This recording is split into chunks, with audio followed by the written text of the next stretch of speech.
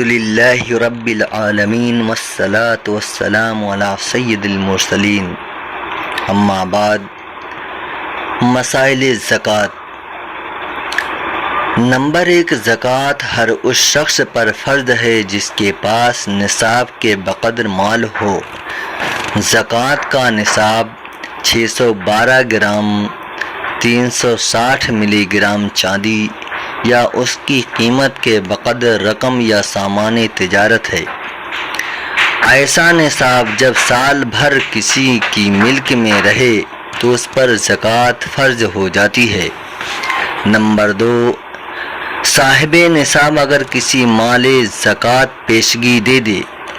صاحب نصاب اگر کسی مال کی زکوٰۃ پیشگی دے دے تو یہ بھی جائز ہے، البتہ اگر بعد میں سال پورا ہونے سے پہلے مال بڑھ گیا تو اس بڑھے ہوئے مال کی زکوٰۃ بھی دینا ہوگی۔ نمبر 3، جس قدر مال ہے اس کا 40واں حصہ دینا فرض ہے، یعنی 2.5%۔ سونے چاندی یا جس مال تجارت پر زکوٰۃ فرض ہے۔ سونے چاندی یا جس مال تجارت پر زکوٰۃ فرض ہے اس کا 40واں حصہ دینا بھی صحیح ہے، اور 40ویں حصے کی قیمت ادا کر دینا بھی جائز ہے، مگر قیمت خرید نہ لگے گی، یعنی جب خریدا تھا وہ قیمت نہیں لگے گی۔ جو فی الحال قیمت چل رہی ہے مارکیٹ میں اس قیمت کے اعتبار سے ادا کی جائے گی۔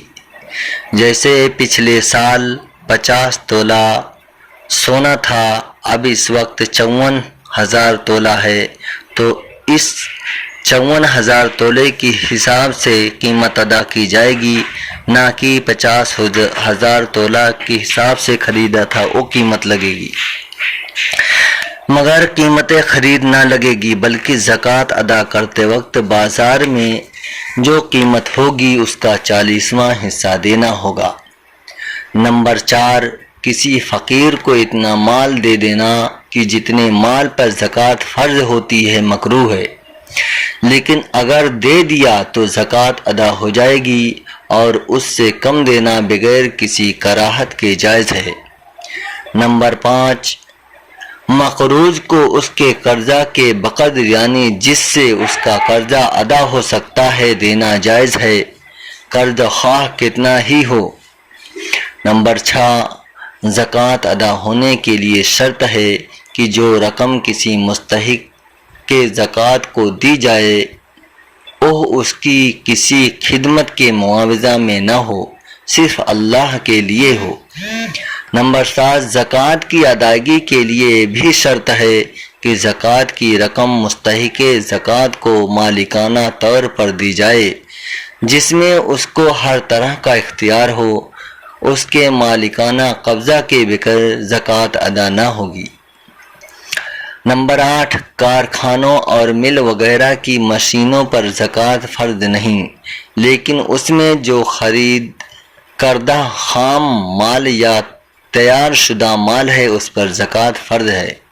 نمبر 9، سونے چاندی کی ہر چیز پر زکوٰۃ فرض ہے، برتن حتیٰ کی سجا گوٹا ٹھپا اصلی زری چاہے کپڑوں میں لگی ہوئی ہو، سونے چاندی کے بٹن اور انگوٹھی پر بھی زکوٰۃ فرض ہے۔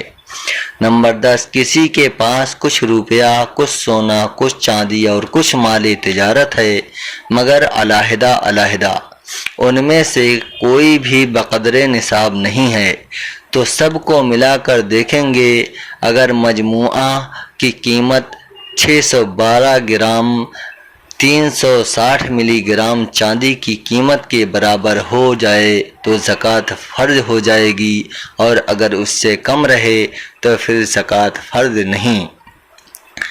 نصاب میں چاندی کا اعتبار کیا گیا ہے، اس میں غریبوں کا فائدہ ہے۔ نمبر 11، ملوں اور کمپنیوں کے شیئرز پر بھی زکوٰۃ فرض ہے، بشرطیکہ کہ شیئرز کی قیمت بقدر نصاب ہو، یا اس کے علاوہ دیگر مال مل کر شیئرز ہولڈر مالک نصاب بن جاتا ہو۔ البتہ کمپنیوں کے شیئرز کی قیمت میں جو مشینری اور مکان اور فرنیچر وغیرہ کی لاگت بھی شامل ہوتی ہے وہ زکوٰۃ سے مستثنی ہوگی۔ اس لیے کمپنی سے دریافت کر کے جس قدر رقم اس کی مشینری و مکان و فرنیچر میں لگی ہے اس کو اپنے حصے کے مطابق شیئرز کی قیمت میں سے کم کر کے باقی کی زکوٰۃ دے۔ نمبر 12، سال کے ختم پر جب زکوٰۃ دینے لگے اس وقت جو شیئرز کی قیمت ہوگی وہی لگے گی۔